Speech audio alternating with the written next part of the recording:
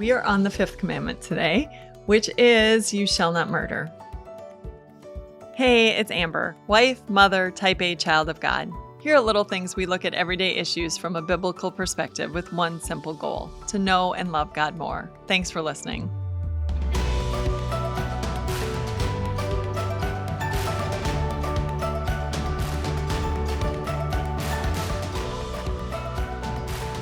Before we get to the 10 Commandments, I want to remind you that Pastor Jeremy Maddock is also covering the 10 Commandments in his podcast, Bible Breath.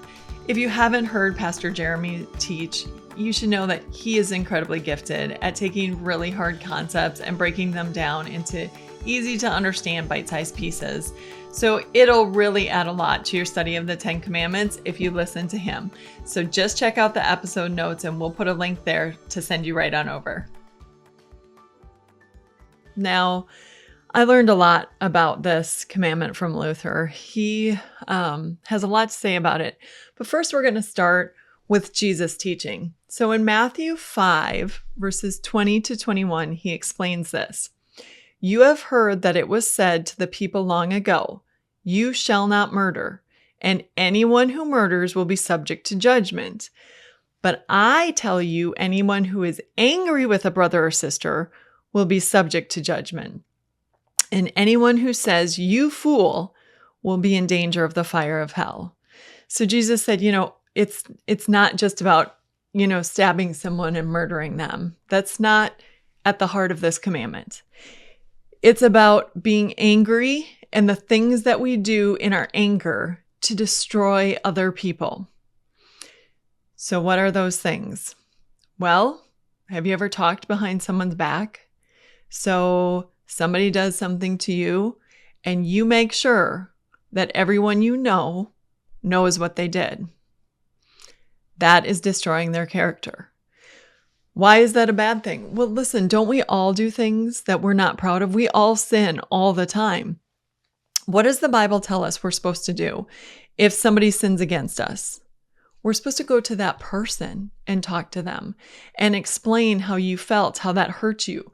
And hopefully by doing that, that's all it takes for that person to go, oh, I'm super sorry. Either I didn't realize it or you're right. I wasn't acting right. I shouldn't have done that. I shouldn't have said that. Whatever. Now, even if they don't, what are we supposed to do from there? Well, if we don't and they're a Christian, then we should go get someone else. Go get another fellow believer and say, hey, we're here because we're concerned about what went on. If they're not a Christian, you might have to just put these things in God's hands. So I have coworkers who aren't churchgoers. They've never been churchgoers. They don't know God's ways. And once in a while, really, I think once that I can think of, once or maybe twice, I've had to go to a coworker and say, hey, when you do this, or this is sort of affecting our work. So I just wanted to let you know. And one time, the coworker was totally taken off guard, as if, no one had ever approached him before, like, hey, and didn't say much, but as soon as I left work, started texting me. Well, what about this? And what about this? And what about this? And I simply replied, I don't fight over text. I'd be happy to talk face to face and further go into this, but I'm not going to fight over text because so much can be misread. You can't see my face. You don't know the heart behind what I'm saying. Like, I don't want to do this. And besides the fact that if you only have the courage to say something behind a keyboard or when you're texting it on their phone, not cool. Like, people say so many mean things because they're not face to face.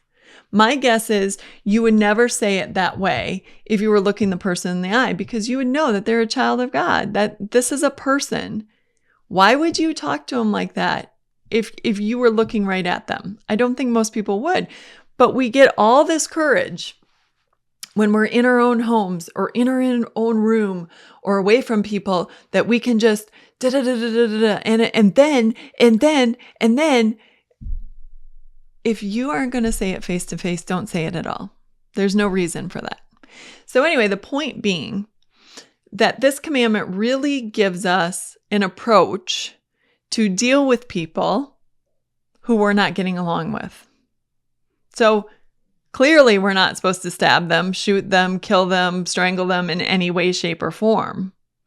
But Jesus here is saying, don't even become angry enough to, murder their character, or to do things behind their back to get back at them, or to just, make them hurt. It's about learning how to treat people.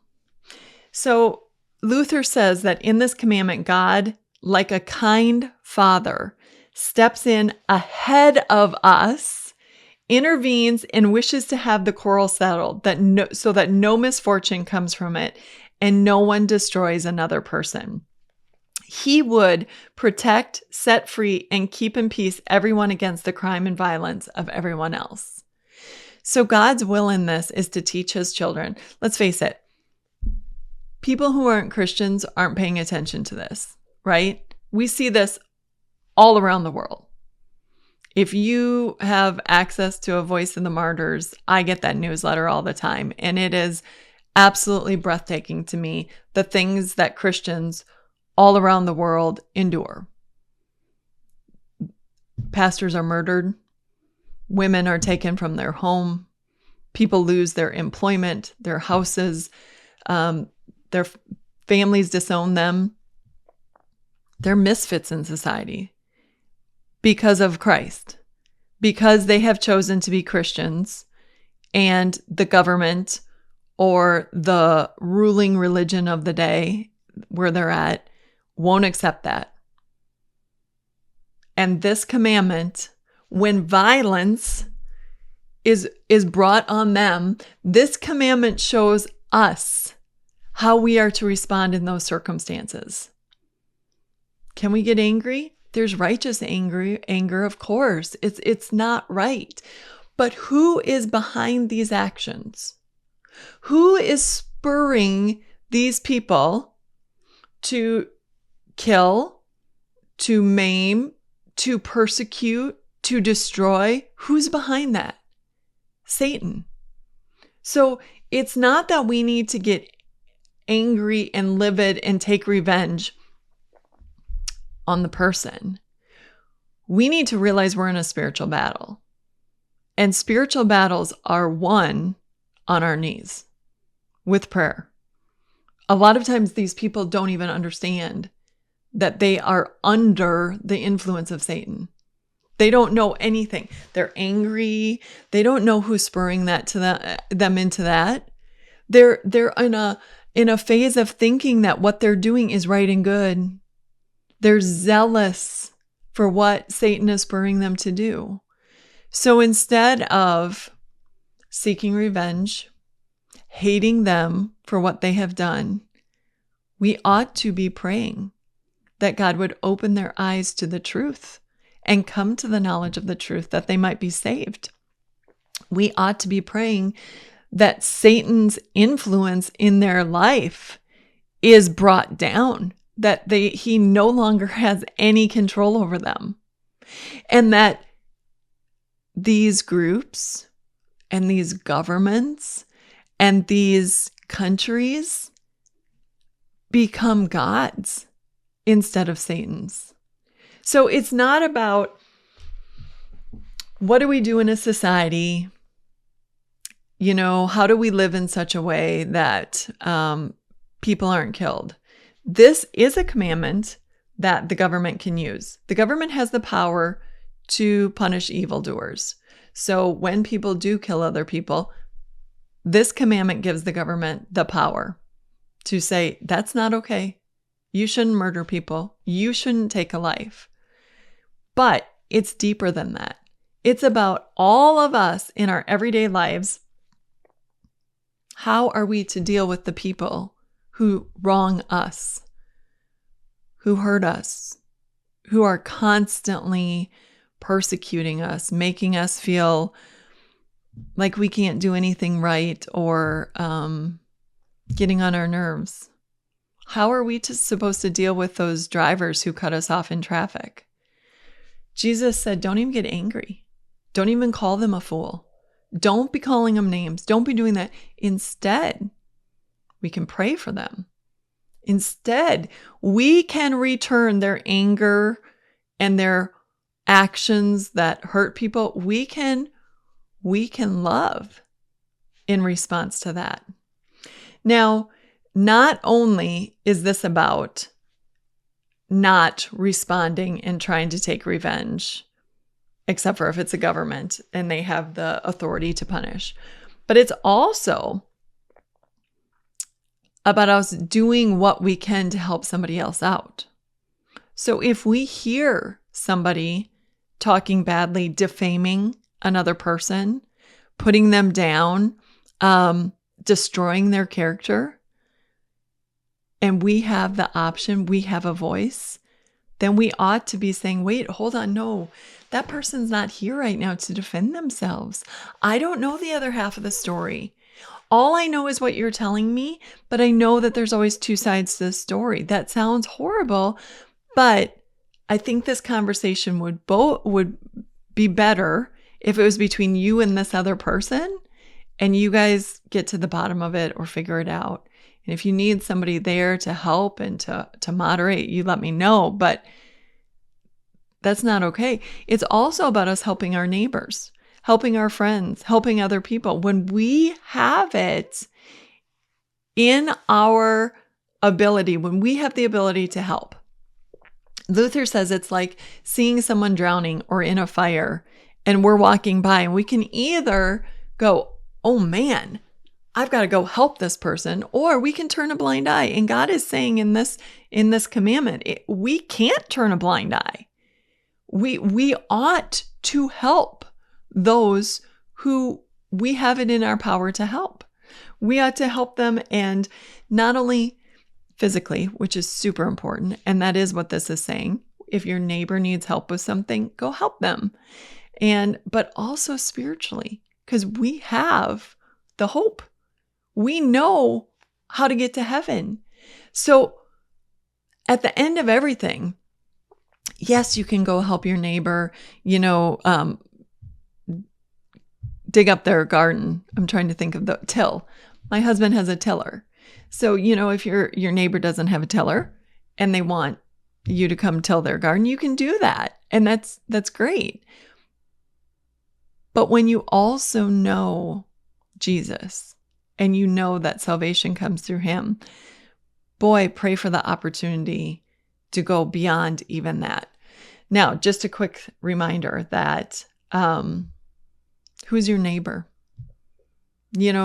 That's what the teachers of the law asked Jesus, because he was talking about loving your neighbor, not just loving the people in your life, but also loving your enemies. And the teachers of the law were like, well, who really are our neighbors? And Jesus told the parable of the Good Samaritan, which was a man who was attacked by thieves and robbers. And the priest walked by on the other side of the road, didn't want anything to do with him. The Levite walked by on the other side of the road, didn't want anything to do with him. And a Samaritan came by and took the man, cleaned him up, put oil on his wounds, took him to a hotel, paid the innkeeper, said, take care of the man. And if you need anything more, I'll pay you more when I return. The point being, the Israelites looked down on the Samaritans as people who weren't worthy of their time, effort, energy, whatever.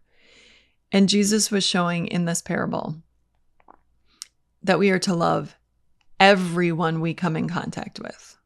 So anyone God puts in our way, our coworkers, those people who are on the road with us, the people in the grocery store, the people who ride our bus, whoever is in our life, that is our neighbor. That's the person we're supposed to love. That's the person we're supposed to help if we have it in our power to help. And Luther said at the end of this essay on this commandment, he said, if we live this commandment, we will have our hands so full of good works that we will barely be able to do anything else. That means keep your eyes open. See who you can help. See who you can go in and rescue. See who you can offer a little bit of peace, a little bit of comfort, a little bit of joy, a little bit of warmth in their life. And when they are overwhelmed with, how and why would you do that? Simple. I know God. And God does this for me all the time. He never tires of doing good in my life. He never tires of giving me good gifts. And I am in a position to help you. So I did. I can just make your day a little bit brighter. And I think all of us, I know all of us have it in our power to do that every single day. It's as simple as noticing the people around you. Make an effort. I love when I go through the dining room in the nursing home. People get up at different times. So the early risers, we get up, we bring them out to the dining room so they're ready for breakfast. And then we're constantly going and getting one more person and one more person, one more person, one more person. And when I'm going through the dining room, I'm constantly saying, good morning, you and you and you and you and you. And if I see somebody coming down the hall, I'm saying, how are you today? Did you have a good sleep? How's it going? Do you need anything? Noticing people. That's the first place that we can just show them a little love. Notice people. See how you can pray for them. Talk to them. Figure out what's going on in their life. See if you can offer advice, encouragement, anything. It's as easy as that to start with. And as people open up more, as they tell you more about what's going on in their life, you may have opportunity to do even more. But to start, it's as simple as kindness. It's as simple as not getting rattled when people offend you.